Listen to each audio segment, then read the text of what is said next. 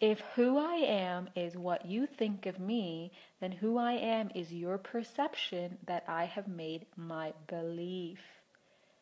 Mic drop. Isn't that good?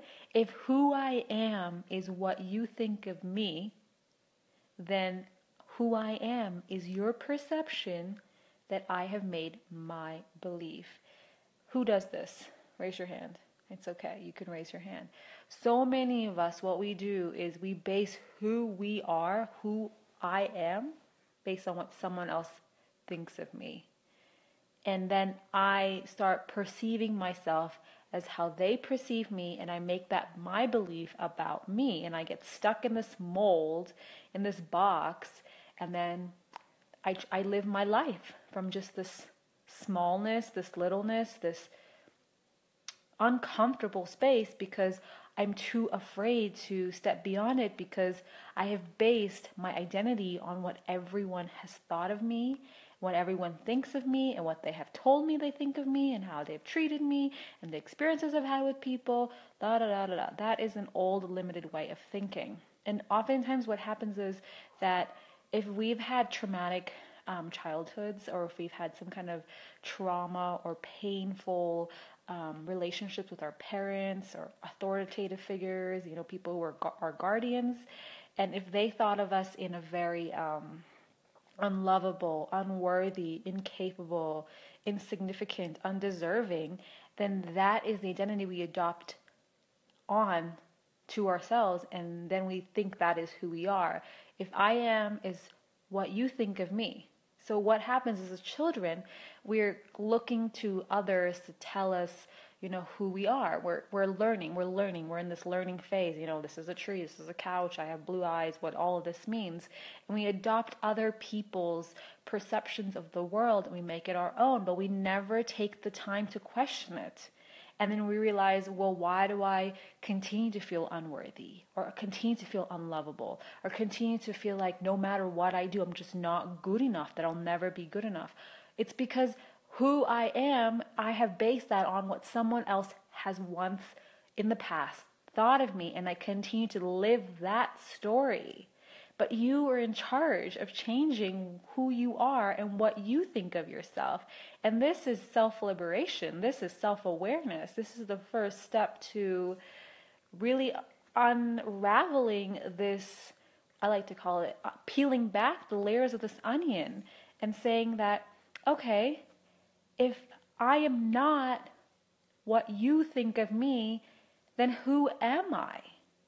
That is a very, very empowering question. Now you're turning the wheels and putting the light onto your own self and asking yourself these empowering questions. If I'm not what you think of me, then who am I? And this could be your mom, your dad, your brother, your sister, your best friend, your coworker, your teacher, your pastor, whoever, your cat, your dog, whatever. Who are you? That is the first question to self-empowerment, to self-realization, to really understanding who am I beyond what someone else thinks of me, what they have told me who they think I am, and I have made their perception of me my identity, my belief. But I have the power to change that. This often happens for me in my own personal life. The way it is manifested is my parents always thought that I was never good enough at anything, because I wasn't a straight A student.